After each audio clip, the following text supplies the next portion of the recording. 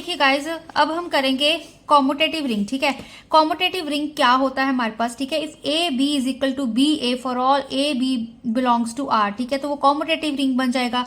अब क्योंकि देखिए आर जो अंडर एडिशन है वो अबेलियन ग्रुप तो ऑलरेडी है। ठीक है, तो उसके अंदर तो हमने कुछ प्रूव नहीं करना। एडिशन के अंदर हम मल्टीप्लीकेशन की बात करेंगे। मल्टीप्लीकेशन में सिर्फ हमारे पास एक सेमी ग्रुप दिया हुआ है। ठीक है, बाकी ग्रुप की जो 3 प्रॉपर्टीज है वो हमें ठीक है नहीं दी हुई। तो वो कहता है अगर जो हमारा रिंग है अंडर मल्टीप्लीकेशन, ठीक है, आर अंडर मल्टीप्लीकेशन, अगर वो कॉम्यूटेटिव प्रॉपर्टी को सेटिस्फाई कर दे, मतलब A dot B is equal to B dot A हो जाए, तो उस रिंग को हम कहेंगे कॉम्यूटेटिव रिंग। ठीक है, मतलब जो रिंग अबेलियन हो, ठीक है, अंडर एडिशन अबेलियन ग्रुप हो, ठीक है, और वो क्या कहते हैं हमारे पास डिस्ट्रीब्यूटिव लॉ सेटिस्फाई करे, एंड एक ठीक है R under multiplication semi group हो प्लस एक हमारे पास R under multiplication commutative property को सेटिस्फाई कर जाए, मतलब A B is equal to B A हो जाए, तो वो हमारे पास क्या बन जाता है, कॉम्यूटेटिव रिंग बन जाता है। ठीक है, तो अब देखिए यूनिटी ऑफ रिंग की क्या डेफिनेशन है। A ring R is said to be ring with unity अगर there exist one belong to R such that A dot one is equal to A is equal to one dot A. मतलब यहाँ पर भी हमारे पास multiplicative अगर identity exist कर रही है तो यहाँ पर भी वही बात आ रही है। ठीक है, क्योंकि आर अंडर मल्टीप्लीकेशन हमें सिर्फ सेमी ग्रुप दिया हुआ है, एंड अगर वो सेमी ग्रुप दिया हुआ है प्लस वो एक और प्रॉपर्टी सेटिस्फाई कर जाए, एग्जिस्टेंस ऑफ आइडेंटिटी को सेटिस्फाई कर जाए, तो उस चीज को हम कहेंगे कि वो यूनिटी ऑफ रिंग है। ठीक है, अब यहाँ देखो यही चीज लिखी हुई है, R under multiplication semi group है। ठीक है, अब ये 1 है, ये बेसिकली हमारी मल्टीप्लीकेटिव आइडेंटिटी है। ठीक है, तो ये अगर मल्टीप्लीकेटिव आइडेंटिटी उस रिंग को बिलोंग कर गई, ठीक है, सच दैट हमारे पास यही कंडीशन होती है ना, हमारे पास जब हम देखो यहाँ पर जब हम एडिटिव आइडेंटिटी की बात कर रहे थे, मतलब a प्लस 0 कर रहे थे, तो वहां पर हम मल्टीप्लीकेटिव आइडेंटिटी की बात कर रहे हैं तो a इंटू 1 करेंगे। ठीक है, a इंटू 1 करने पर हमें a मिल रहा है। ठीक है, तो इस सेमी ग्रुप में जब हमारे पास एक क्या ऐड हो जाए, एक और कंडीशन हमारे पास एग्जिस्टेंस ऑफ आइडेंटिटी आ जाए, तो वो हमारे पास ठीक है क्या बन जाएगा, यूनिटी ऑफ रिंग बन जाएगा। अगर इसी सेमी ग्रुप में प्रॉपर्टी हमारे एक कॉम्यूटेटिव प्रॉपर्टी सेटिस्फाई हो जाए तो वो कॉम्यूटेटिव रिंग बन जाएगा। ठीक है, ए तो एज इट इज हमारे पास ऑलरेडी दी हुई है इन्होंने। ठीक है, तो ring R is said to be ring with unity if there exist multiplicative identity 1 belong to R such that A dot 1 is equal to A is equal to 1 dot A, तो वो हमारे पास unity of ring हो जाएगा। ठीक है, तो हम बस यहाँ पर ये कंफ्यूज होने की कोई बात नहीं है, क्योंकि आर अंडर मल्टीप्लीकेशन ही हमें सिर्फ सेमी ग्रुप दिया हुआ है, तो उसके ही अंडर हमें कॉम्यूटेटिव प्रॉपर्टी सेटिस्फाई होगी तो कॉम्यूटेटिव रिंग बन जाएगा। ठीक है, मल्टीप्लीकेटिव आइडेंटिटी हमारे मतलब एग्जिस्टेंस ऑफ आइडेंटिटी हो गया तो हमारे पास वो यूनिटी ऑफ रिंग बन जाएगा। ठीक, अब समझते हैं हम ring with zero divisor, ring without zero divisor क्या होता है हमारे पास। ठीक है, देखिए गाइस, हमें जब रिंग विद जीरो डिवाइजर की बात करें कि आर हमें कहते हैं कि कॉम्यूटेटिव रिंग दिया हुआ है। ठीक है, कॉम्यूटेटिव रिंग है A belong to R is said to be zero divisor if there exists A B is equal to 0 implies A is non-zero और B is non-zero। क्या कह रहा है कि R, अब देखो R हमें अंडर एडिशन अब अबेलियन ग्रुप है, डिस्ट्रीब्यूटिव लॉ सेटिस्फाई कर रहा है। ठीक है, वो कहते हैं कॉम्यूटेटिव रिंग है हमारे पास। ठीक है, तो जो कहते कोई A है ना, उस कॉम्यूटेटिव रिंग R को बिलोंग कर रहा है, उसको हम जीरो डिवाइजर कब कहेंगे, जब हमारे पास जो प्रोडक्ट होगा A B का वो 0 होगा। ठीक है, सच दैट कि हमारे पास क्या है, या तो हमारे पास A नॉन जीरो होना चाहिए या फिर B नॉन जीरो होना चाहिए। ठीक है, मतलब इन दोनों में से A या B में से एक तो नॉन जीरो होना चाहिए कि उनकी जो प्रोडक्ट है वो तो हमारे पास 0 के इक्वल है ही। ठीक है, एग्जाम्पल देखिए, जब मैंने यहाँ पर अगर हम Z6 की बात कर रहे हैं, ठीक है, Z हमने ठीक है 6 लिया, तो यहाँ पर हमने मल्टीप्लाई किया A मल्टीप्लीकेशन मॉडुलो 6, ठीक है, B, अब ये मल्टीप्लाई के साइन के नीचे 6 लिखा हुआ है तो ये मल्टीप्लीकेशन मॉडुलो हम यूज कर रहे हैं, जैसे हमने एडिशन मॉडुलो किया था वैसे ही मल्टीप्लीकेशन मॉडुलो होता है। ठीक है, तो अब Z6 अगर हम लेके चल पड़े, Z6 मैंने लिया मान लो, ठीक है, तो उसमें किस तरह के एलिमेंट होंगे, 1 2 3, ठीक है, 4 5, ठीक है, n-1 ही एलिमेंट्स होते हैं ना हमारे पास, तो ये एलिमेंट्स है। अब ठीक है, अब देखना है गाइस, अब सारा कंसेप्ट नहीं, अब एडिशन मॉडुलो को मल्टीप्लिकेशन का बताऊंगी। तो यहाँ पर हमने जैसे 2 और 3, ठीक है, 2 एलिमेंट्स लिए, ठीक है, उन पे मल्टीप्लाई किया, पहले 6 आ गया। ठीक है, मल्टीप्लिकेशन मॉडुलो मतलब उस 2 एलिमेंट्स को जब हमने मल्टीप्लाई किया तो उसको हमने 6 के साथ डिवाइड करना है। तो 6 को 6 के साथ डिवाइड करोगे तो हमारे पास रिमाइंडर 0 बचेगा ना। अब देखो 6 के 6 1 हमारे पास 6 होता है, रिमाइंडर 0 बच गया ना हमारे पास, ठीक है। तो यही चीज आ गई, अब रिमाइंडर हमारा 0 बच गया। ये इससे क्या आ गया, जो हमारे पास 2 मल्टीप्लिकेशन मॉडुलो 6 हमारे पास 0 आ रहा है, मतलब A B is equal to 0 आ रहा है, बट हमारे पास नाइदर ना हमारे पास 2 0 है ना ही 3 0 है। ऑब्वियसली 2 0 के इक्वल थोड़ी है, ठीक है, ना ही 2 0 है ना ही 3 0 के इक्वल है, ठीक है। बट जो हमारे 2 मल्टीप्लिकेशन मॉडुलो 3 है, ठीक है, मल्टीप्लिकेशन मॉडुलो 6, ठीक है, इंटू 3 है, वो हमारे पास 0 आ रही है, प्रोडक्ट 0 आ रही है, बट जो ए एंड बी है वो हमारे पास नॉन जीरो है, ठीक है। तो ये हमारे रिंग विद 0 डिवाइजर्स होगी डेफिनेशन। गाइस देखिए, विदाउट 0 डिवाइजर की बात करें तो आर अगर हमारे पास कहते हैं कॉम्यूटेटिव रिंग है, ठीक है, A belong to R is said to be ring without 0 divisor. हमारे पास अगर कोई ए बी 0 के इक्वल है तो वो क्या इंप्लाई कर रहा है, ए भी हमारा 0 हो या फिर बी हमारा 0 हो, ठीक है। ए इज इक्वल टू 0 और बी इज इक्वल टू 0 जब हमारे पास A B is equal to 0 आ रहा है, ठीक है। तो ये विदाउट 0 डिवाइजर की डेफिनेशन है, ये विद 0 डिवाइजर की डेफिनेशन है। विद 0 डिवाइजर में हमारे पास ए बी नॉन जीरो होंगे, इसमें ए बी हमारे पास 0 के इक्वल आ रहे होंगे, ठीक है। तो दोनों में बस जो ए बी है उनकी प्रोडक्ट वो 0 के इक्वल होगी, ठीक है। तो अब देखिए गाइज, अब हम लेफ्ट 0 डिवाइजर की डेफिनेशन देखते हैं। जो लेफ्ट 0 डिवाइजर है उसमें क्या है, हमारे पास कोई हमें आर रिंग दी हुई है, लेट किया है इन्होंने, देन जो हमारे पास कोई कहते हैं नॉन जीरो कोई एलिमेंट है हमारे पास ए जो आर को बिलोंग कर रहा है, उसको हम लेफ्ट 0 डिवाइजर कहेंगे। अगर हमारे पास कोई नॉन जीरो बी एग्जिस्ट कर रहा होगा सच दैट जो ए बी की प्रोडक्ट होगी वो हमारे पास 0 की इक्वल होगी, ठीक है। लेफ्ट 0 डिवाइजर की ये डेफिनेशन है। जब राइट 0 डिवाइजर की बात कर रहे हैं हमारे पास, ठीक है, तो हमारे पास क्या होगा, कोई नॉन जीरो बी एग्जिस्ट करेगा such that B A is equal to 0 होगा, ठीक है। जब हम देखिए लेफ्ट की बात कर रहे हैं तो हमारे पास जो ए है वो लेफ्ट साइड से ऑपरेट हो रहा है हमारे पास, ठीक है। जब राइट की बात कर रहे हैं तो है ना, ए है जो राइट साइड से ऑपरेट हो रहा है, मतलब दोनों में प्रोडक्ट ही दोनों की 0 आ रही है। A B is equal to 0 होना चाहिए या बी ए 0 की इक्वल होना चाहिए, तो वो हमारी लेफ्ट एंड राइट की डेफिनेशन बन जाएगी। अब इसी को अगर हम कंबाइन कर दें, ठीक है, तो 0 डिवाइजर की क्या बन जाएगी हमारे पास, अगर आर कहते हैं कोई कॉम्यूटेटिव रिंग है, अगर आर यहाँ पर हमें एक कॉम्यूटेटिव रिंग दी हुई है, देन जो हमारे पास उस जो ए है उस कॉम्यूटेटिव रिंग आर का एलिमेंट, ठीक है, उसको हम 0 डिवाइजर कब कहेंगे, अगर हमारे पास कोई नॉन जीरो बी एग्जिस्ट कर रहा है सच दैट, या तो हमारा कहते सच दैट जो ए बी 0 होगा या फिर बी ए 0, मतलब या लेफ्ट डिवाइजर 0 होगा या हमारा राइट डिवाइजर 0 होगा, ठीक है, फॉर नॉन जीरो बी के लिए, तो उस चीज को हम 0 डिवाइजर कहेंगे। अब यहाँ पर देखिए जैसे Z8, अब यहीं पर देख लीजिए जैसे मैंने आपको रिंग 0 डिवाइजर्स की करवाई है ना, तो यहाँ पर हमारे पास क्या आ रहा है, ठीक है। अब ए, ठीक है, मल्टीप्लिकेशन मॉडुलो 6 लिया था इनटू बी किया, तो रिमाइंडर हमारे पास 0 आ रहा है ना हमारे पास, ठीक है। यहाँ पर ए भी नॉन जीरो है, बी भी नॉन जीरो है। तो सिमिलरली यहाँ पर जब Z8 की बात करें, Z8 में किस तरह के एलिमेंट है, 0 1 2 3 4 5, ठीक है, 6 7। अब 2 और 4 को मल्टीप्लाई किया, ठीक है, 2 4 8, 8 को 8 के साथ डिवाइड किया, तो रिमाइंडर हमारे पास 0 बच रहा है, ठीक है। तो यहाँ पर क्या आ रहा है, ए बी, ठीक है, A B is equal to 0 आ रहा है हमारे पास, ठीक है। अब बी ए करोगे 4 इंटू 2 करोगे तो भी वही चीज आ रही है ना, 0 आ रहा है, ठीक है। वेयर जो हमारे ए एंड बी है वो हमारे नॉन जीरो है, ठीक है। ए एंड बी जो इंडिविजुअल्स होंगे वो हमारे नॉन जीरो है, ठीक है, उनकी जो प्रोडक्ट कर रहे हैं वो हमारे पास 0 होने चाहिए। यहाँ पर बेसिकली हम, ठीक है, मॉडुलो का कंसेप्ट यूज करें, मल्टीप्लिकेशन मॉडुलो का, ठीक है। तो ऐसे ही नहीं देखना कि अब 2 4 कर रहे हो तो 0 के इक्वल कैसे लिखे हो, तो मल्टीप्लिकेशन मॉडुलो का कंसेप्ट यूज किया है, जैसे मैंने ये एग्जांपल में आपको बताया, तो यहाँ पर वही चीज यूज की हुई है, ठीक है। तो अब इसके कुछ पॉइंट देख लीजिए। अगर आर कहते रिंग है दैट कंटेन्स एटलीस्ट 2 एलिमेंट्स, ठीक है, देन जो 0 होगा वो left as well as right 0 divisor होगा, ठीक है। तो अब 0 क्या है हमारे पास, कहते हैं ट्रिवियल 0 डिवाइजर कहते हैं उसको, ठीक है।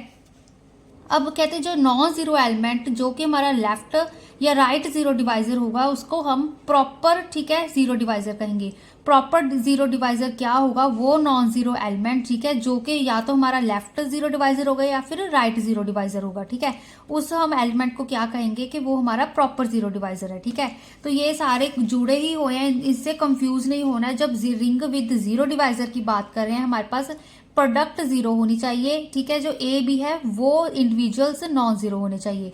विदाउट में हमारे पास ए 0 होना चाहिए, बी 0 के इक्वल होना चाहिए, ठीक है। जब लेफ्ट एंड राइट 0 डिवाइजर्स की बात कर रहे हैं तो A B is equal to 0 या B A is equal to 0, ठीक है। जब जीरो डिवाइजर की बात कर रहे हैं तो हमारे पास दोनों ही चीजें हो, लेफ्ट जीरो डिवाइजर 0 हो या फिर राइट जीरो डिवाइजर 0 हो, ठीक है। तो यहाँ पर बस हम मल्टीप्लीकेशन मॉडुलो का कंसेप्ट यूज कर रहे हैं, ठीक है। अब देखिए गाइस, हम करने जा रहे हैं इंटेग्रल डोमेन की डेफिनेशन। इंटेग्रल डोमेन क्या है हमारे पास, कहते हैं कि a commutative ring R which contains no proper zero divisor, उसको हम इंटेग्रल डोमेन कहते हैं, ठीक है। अब देखो जो इंटेग्रल डोमेन है, अब यहाँ पर एक कॉम्यूटेटिव रिंग होना चाहिए, एक नो प्रॉपर जीरो डिवाइजर, ठीक है। अब कंफ्यूज नहीं होना है, नो प्रॉपर जीरो डिवाइजर का मतलब रिंग विदाउट जीरो डिवाइजर, ठीक है। प्रॉपर जीरो डिवाइजर क्या था हमारे पास, ठीक है, और नॉन जीरो एलिमेंट जो कि हमारे पास या लेफ्ट या राइट जीरो डिवाइजर हो, ठीक है, उसको हम प्रॉपर कहते हैं। अगर वो नो प्रॉपर की बात कर रहे हैं मतलब कोई नॉन जीरो एलिमेंट जो कि वो left and right zero divisor ना हो, ठीक है, तो उसको हम नो प्रॉपर जीरो डिवाइजर कह देंगे, ठीक है। तो ये इंटेग्रल डोमेन क्या है, कॉम्बिनेशन है हमारा एक कॉम्यूटेटिव रिंग का एंड विदाउट जीरो डिवाइजर का, ठीक है। तो उस चीज को हम इंटेग्रल डोमेन कहेंगे। इसकी एग्जांपल देख लीजिए। अब देखो कहते हैं अगर ए बी हमारे पास जेड कहते हैं इंटेग्रल डोमेन है, ठीक है। अगर कहते हैं A B is equal to 0 for all A B belong to Z, then A 0 होगा या बी 0 होगा। यहाँ पर भी हमने रिंग विदाउट जीरो डिवाइजर में यही किया था ना कि आर हमें को कॉम्यूटेटिव रिंग दिया हुआ है, ठीक है। तो जो ए बिलोंग टू आर है वो हमारे पास रिंग होगा विदाउट जीरो डिवाइजर, ठीक है। रिंग होगा without zero divisor if there exist A B is equal to 0 implies A is equal to 0 और बी इज इक्वल टू 0, ठीक है। तो बस इंटेग्रल डोमेन की हमारे पास ये एक मेन डेफिनेशन है। अब देखो इसकी सेकंड एग्जांपल क्या कहता है कि जेड पी, कोई भी हमारे पास प्राइम नंबर होगा ना, जेड की आ जाएगा पैर में, ठीक है, तो वो हमारे पास इंटेग्रल डोमेन होगा ही होगा। इसकी एक एग्जांपल देखो, जैसे अब हम जेड 8 लेके चलते हैं। अब 8 तो प्राइम नंबर नहीं है ना। अब मैंने आपको करवाया था ना कि अब जैसे under addition and multiplication modulo करके देखोगे, ठीक है, तो ये कॉम्यूटेटिव रिंग आएगा बट ये इंटेग्रल डोमेन नहीं आएगा, ठीक है। अब कॉम्यूटेटिव रिंग आएगा, इंटेग्रल डोमेन क्यों नहीं आएगा, क्योंकि जब जैसे अब 0 1 2 3 4 5 6 7 ये एलिमेंट है हमारे पास। अब इन्होंने 2 एंड 4 दो एलिमेंट्स लिए, उसमें से जब उस पर एडिशन मॉडुलो लगाया तो 2 भी नॉन जीरो आ रहा है, 4 भी नॉन जीरो आ रहा है, ठीक है। तो अब इंटेग्रल डोमेन में होना क्या चाहिए हमारे पास, ठीक है, या तो ए 0 के इक्वल होना चाहिए या फिर बी 0 के इक्वल होना चाहिए, बट उसमें ऐसा नहीं हो रहा, ठीक है। तो वो हमारे पास इंटेग्रल डोमेन नहीं बन रहा, ठीक है। अब यूनिट एलिमेंट की बात करते हैं गाइस, हमारे पास क्या आ रहा है, ठीक है। अब देखो यूनिट एलिमेंट क्या कह रहा है कि let R be a ring with unity 1, ठीक है। अब मल्टीप्लीकेटिव आइडेंटिटी आ रही है हमारे पास, एक तरह से यूनिटी वही चीज है हमारे पास, ठीक है। Ring R with unity 1, then element होगा जो ए बिलोंग टू आर, उसको हम कहते हैं यूनिट कहेंगे, ठीक है। Element A belong to R is said to be a unit if there exist कोई B belong to R such that A B is equal to 1 is equal to B A. मतलब उस ए को जब हम उस ए को यूनिट कब कहेंगे, जब हम, ठीक है, उसको हम बी के साथ मल्टीप्लाई करें तो हमें ये यूनिटी मिल जाए, ठीक है। ये देखो यहाँ पर अब यूनिट एलिमेंट की बात कर रहे हैं ना। अब यूनिट एलिमेंट में क्या आ गया हमारे पास, देखो जो आर अंडर मल्टीप्लीकेशन है तो वो सेमी ग्रुप होता है, ठीक है। जब यहाँ इस यूनिटी की बात कर रहे हैं तो ये एग्जिस्टेंस ऑफ आइडेंटिटी आ गई, मल्टीप्लीकेटिव आइडेंटिटी आ गई, ठीक है। अब इस स्टेटमेंट की बात कर रहे हैं, कोई ए बिलोंग कर आर को, ठीक है, तो हमारे पास कोई बी एग्जिस्ट कर रहा है तो मतलब उनकी प्रोडक्ट कर रहे हैं तो हमें वो मल्टीप्लीकेटिव आइडेंटिटी मिल रही है। तो यहाँ पर एक तरह से हम इनवर्स की बात कर रहे हैं, ठीक है। बेसिकली ए इनवर्स हमारे पास 1 होता है ना, तो ए इनवर्स को इन्होंने बी लिखा हुआ है, ठीक है ना। यही चीज देखो यहाँ पर जब हमने ग्रुप में किया था ना एग्जिस्टेंस ऑफ इनवर्स, हमारे पास A star B is equal to identity होता है, जो बी होता है वो ए इनवर्स के इक्वल होता है, ठीक है। तो यही चीज है यहाँ पर, ठीक है। मल्टीप्लीकेटिव इनवर्स भी आ गया यहाँ पर, तो इस चीज को हम यूनिट एलिमेंट कह देंगे। Let R be a ring with unity, then element A belong to R is said to be a unit if there exists B belong to R such that A B is equal to 1 is equal to B A, ठीक है। यहाँ पर basically multiplicative, ठीक है, identity and multiplicative inverse, ठीक है, ये भी चीज ऐड हो गई सेमी ग्रुप के साथ, closure associative multiplicative identity multiplicative inverse. तो ये हमारे पास क्या बन गया, यूनिट एलिमेंट बन गया। इसकी एग्जाम्पल देखो, जैसे 1 into 1 कर रहे हो तो हमारे पास 1 आ रहा है, ठीक है ना। अब 1 into 1 करोगे तो ही 1 आएगा ना, ठीक है। अब 3 into 3 कर रहे हो, ठीक है, 9 आ रहा है। अब इसको 8 के साथ डिवाइड करोगे, रिमाइंडर 1 बच रहा है। अब देखो 3 into 3 है ना, 9 है, ठीक है। 8 के साथ डिवाइड किया, 8 1 जा 8, रिमाइंडर 1 आ गया। 5 into 5 करोगे, 7 into 7 करोगे, ठीक है। ये तो मतलब जो 1 3 5 7 है ये हमारे पास यूनिट्स हैं।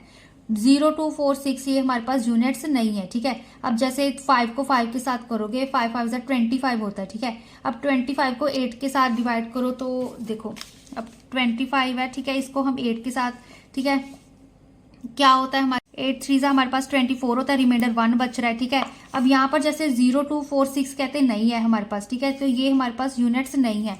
तो इसका मतलब कंसेप्ट यही है, जब जेड डेट लिया, अब जेड डेट में हमारे पास किस तरह के एलिमेंट्स थे, 0 1 2 3 4 5 6 एंड 7, इतने एलिमेंट्स थे ना। तो इसमें से जो हमारे पास 1 3 5 7 मतलब जिसको अब हम a इंटू बी कर रहे हैं, है ना, 1 इंटू 1 कर रहे हैं तो रिमाइंडर 1 आ रहा है, 3 इंटू 3 कर रहे हैं, फिर उसको 8 के साथ डिवाइड किया तो रिमाइंडर 1 आ रहा है, 5 को 5 के साथ किया। सबको आप एलिमेंट्स चेक कर लीजिए कि मल्टीप्लाई जब एक दूसरे के साथ हम कर रहे हैं, रिमाइंडर उसका 1 बच रहा है, तो वो जो एलिमेंट्स होंगे उनको हम यूनिट्स कहेंगे, ठीक है।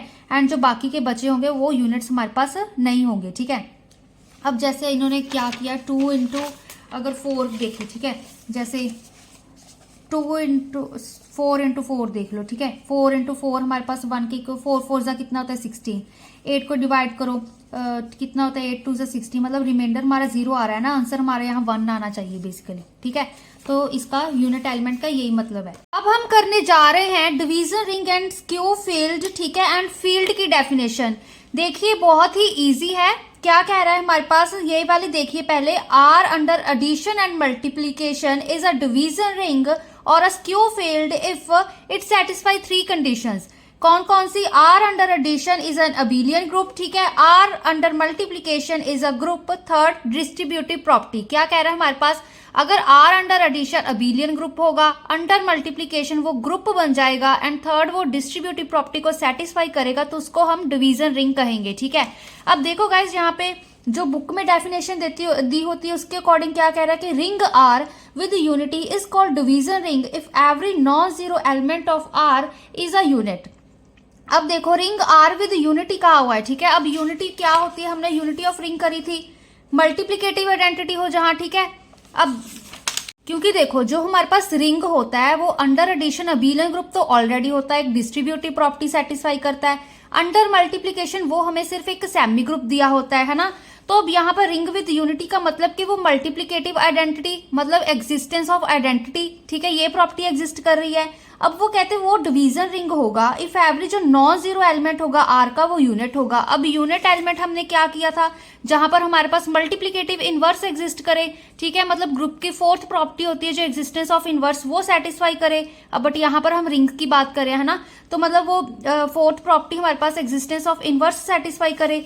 तो यहाँ ये भी हमने यही चीज लिखी है, जो आर होगा अंडर मल्टीप्लीकेशन ग्रुप होगा, ग्रुप में क्लोजर एसोसिएटिव होता है, ठीक है, और क्या होता है हमारे पास existence of identity, existence of inverse, ठीक है, यही 4 प्रॉपर्टीज होती है ना।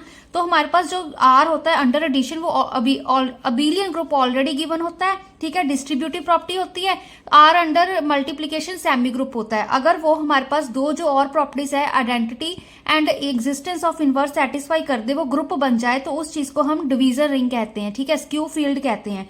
आप ये भी डेफिनेशन जरूर याद कीजिएगा, ठीक है, ये आपको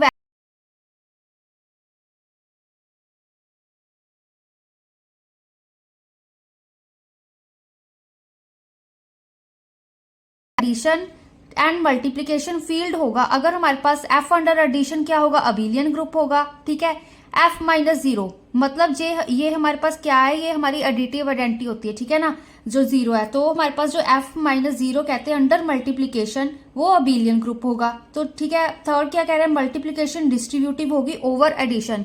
यहाँ पर क्या चीज कह रहा है, जो मल्टीप्लीकेशन है ना वो हमारे अंडर एडिशन वो डिस्ट्रीब्यूटिव होगी, ठीक है, F under addition abelian group होगा, एंड जो एफ, ठीक है, अंडर मल्टीप्लीकेशन वो भी अबेलियन ग्रुप होगा हमारे पास, ठीक है। अब सेकंड डेफिनेशन भी देखो एक बार क्या कह रहा है, a commutative ring R with unity, a commutative ring F with unity in which every non zero element is a unit, ठीक है।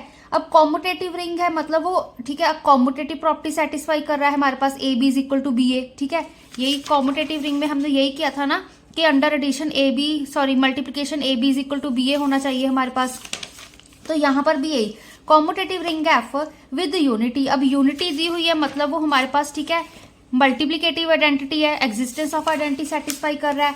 थर्ड क्या कह रहा है, ठीक है, in which every non zero element is a unit. अब unit element की बात कर रहे हैं, मतलब एग्जिस्टेंस ऑफ इनवर्स, ठीक है। अगर ये भी प्रॉपर्टी सेटिस्फाई हो जाए, अबेलियन ग्रुप बन जाए, तो उसको हम क्या कहेंगे, को हम फील्ड कहेंगे, ठीक है।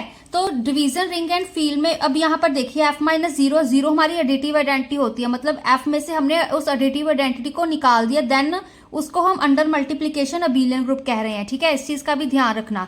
तो डिवीजन रिंग एंड फील्ड में छोटा सा ही डिफरेंस है, जो आर अंडर एडिशन है वो, ठीक है, अबेलियन ग्रुप होगा, आर अंडर मल्टीप्लीकेशन वो ग्रुप होगा, ठीक है। जब फील्ड की बात करें तो यहाँ पर एफ आ जाता है हमारा, ठीक है, F under addition abelian group होगा एंड एफ अंडर मल्टीप्लीकेशन हमारे पास अबेलियन ग्रुप हो। इसमें दोनों ही अबेलियन ग्रुप होना चाहिए, इसमें अबेलियन एंड अकेला ग्रुप होना चाहिए, ठीक है। डिस्ट्रीब्यूटिव प्रॉपर्टी दोनों तरफ है हमारे पास, ठीक है। तो बेसिकली बुक्स में यही वाली डेफिनेशन दी होती है, तो ये भी गलत नहीं है, ठीक है, पर ये एक लॉजिकल डेफिनेशन बुक अकॉर्डिंग बनती है, ठीक है। तो आप ये भी अच्छे से इसको याद कीजिएगा। तो आइए अब हम साथ ही में समझ लेते हैं कि कैरेक्टरिस्टिक ऑफ रिंग क्या है हमारे पास, ठीक है। कैरेक्टरिस्टिक ऑफ रिंग क्या कह रहा है हमारे पास, लेट किया हमने कि आर हमारे पास रिंग है, ठीक है।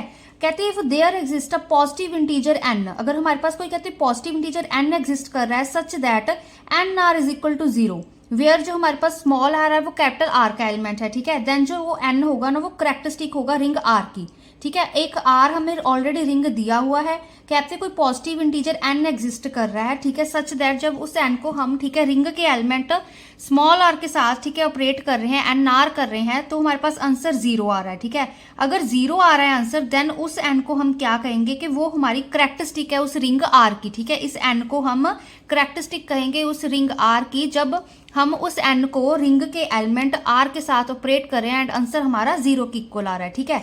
अब इसको देखो, हमारे पास एक फाइनाइट कैरेक्टरिस्टिक होती है, एक इनफाइनाइट कैरेक्टरिस्टिक होती है।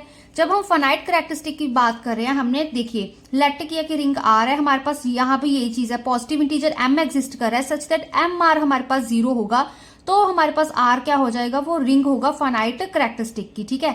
इनफाइनाइट में क्या है कि हमारे पास अगर कोई पॉजिटिव इंटीजर ऐसा नहीं एग्जिस्ट कर रहा, सच दैट जब एम आर कर रहे हैं हमारे पास तो आंसर 0 आए, तो उस रिंग को हम, ठीक है, इनफाइनाइट कैरेक्टरिस्टिक रिंग कहेंगे, ठीक है। या फिर उसको क्या कह सकते हैं, रिंग ऑफ कैरेक्टरिस्टिक 0, जिस रिंग की जो हमारी कैरेक्टरिस्टिक है वो हमारे पास 0 आ रही है, ठीक है। बेसिकली यहाँ पर एम आर जो फाइनाइट इनफाइनाइट है उस पर हम एम आर लेके चल रहे हैं, ठीक है, वैसे हम यूजली एन आर लेके चल रहे हैं, ठीक है। कैरेक्टरिस्टिक ऑफ रिंग, इसकी एग्जांपल देख लीजिए, कह रहा है कैरेक्टरिस्टिक ऑफ जेड कहता है हमारे पास 0 है, ठीक है, बिकॉज कोई हमारे पास पॉजिटिव इंटीजर एन एग्जिस्ट नहीं कर रहा, फॉर विच मतलब N A is equal to 0 आया। अब देखो मतलब ए को हम अगर 1 लेके चल पड़े हम, ठीक है, इंटीजर में से कोई, अब 1 को कितनी बार ऐड करी जाए, ठीक है, कि हमारे पास आंसर हमारे पास, ठीक है, 0 आ जाए, बट ये तो चीज हो ही नहीं रही, ठीक है, इंटीजर्स में, इसलिए तो वो कह रहा है जो कैरेक्टरिस्टिक होगी जेड की वो 0 होगी, ठीक है। Similarly for Q R C, ठीक है, ये हमारी कैरेक्टरिस्टिक्स हैं जिनकी मतलब 0 है कैरेक्टरिस्टिक, रिंग्स ऑफ कैरेक्टरिस्टिक 0, ठीक है। अब जेड एन की बात कर रहे हैं, जब जेड एन में देखो n-1 एलिमेंट्स होते हैं, कहते हैं जो कैरेक्टरिस्टिक होगी जेड एन की वो n के इक्वल होगी, as N A is equal to 0। अब एन ए का मतलब तो समझते हो ना गाइस, मतलब ए को हम n टाइम्स ऐड कर रहे हैं, ठीक है, ये चीज होती है हमारे पास 0। अब अगर मैं कोई एग्जाम्पल लेके चलूं, मान लो मैंने एक Z5 ले लिया, ठीक है, 0 1 2 3 4 5, ठीक है, ये एलिमेंट्स है इसमें। अब देखो गाइज मैं इसको जैसे अब 1 लेके चल रही हूँ, 1 एडिशन मॉडलो 5, 1 एडिशन मॉडलो 5, ठीक है, यही मैं कितनी बार करूँ, 1 2 3 4 5 बार किया, ये मेरे पास क्या आ गया 5। अब इसको 5 के साथ डिवाइड करो तो रिमाइंडर 0 आ रहा है हमारे पास, ठीक है ना। तो यही होता है ना, मतलब एन ए का मतलब क्या है, मतलब ए प्लस अप टू ए, ठीक है, एन टाइम्स मतलब, ठीक है, ये एन टाइम्स, इसको हम ऐसे ही लिखते हैं, एन ए का मतलब ए प्लस अप टू ए, ठीक है, इसका मतलब यही हुआ है, ए को मतलब एन टाइम्स ऐड कर रहे हैं, तो इसको भी हमने मतलब 5 बार अब ऐड किया, ठीक है। Z5 अगर हमारे पास जो Zn है, ठीक है, मतलब Z5 बेसिकली 5 के ही इक्वल आएगा हमारे पास, ठीक है। अब इसको हमने देखो 5 बार ऐड किया, इसको फिर 5 के साथ जब डिवाइड किया, एडिशन मॉडलो ही लगेगा यहाँ पर, ठीक है, तो हमारे पास आंसर 0 आ रहा है। सिमिलरली जब 2 को हम ऐड करेंगे, ठीक है, 2 को हम देखेंगे 5 बार करके, तो हमारे पास देखो क्या आ रहा है, 2 प्लस 1 2 3 4, ठीक है, ये हमारे पास 2 हो गए, 2 2 4 5 6 7 8 10, ठीक है, ये 10 को अब 5 के साथ डिवाइड करोगे, फुली डिवाइड हो रहा है ना, तो 0 आ रहा है। अब देखो 10 है ना, इसको 5 के साथ में 5 2 10 होता है, तो 0 आ गया रिमाइंडर हमारे पास, ठीक है। तो बेसिकली अब 2 को 5 इंटू 2 ऐसे लिख सकते हो, 0 आ रहा है रिमाइंडर इसका, ऐसे भी तो लिख ही सकते हो ना। अभी इसको 1 कितना है ये 5.1 बेसिकली जब एन ए कर रहे हैं ना, एन ए कर रहे हैं, अब एन की वैल्यू हमारे पास 5 है, ठीक है। ए को मतलब हमने 1, ए की वैल्यू हम 1 लेके चल रहे हैं, ठीक है। तो यही चीज आ रही है हमारे पास, ठीक है। तो ये डिवाइड करें तो 0 आ रहा है, रिमाइंडर हमारे पास 0 आ रहा है। तो इसका मतलब यही है जो जेड एन है वो एन के इक्वल होगा, क्योंकि जब एन ए कर रहे हैं तो हमारे पास 0 आ रहा है, ठीक है। तो ये हमारी इसकी डेफिनेशन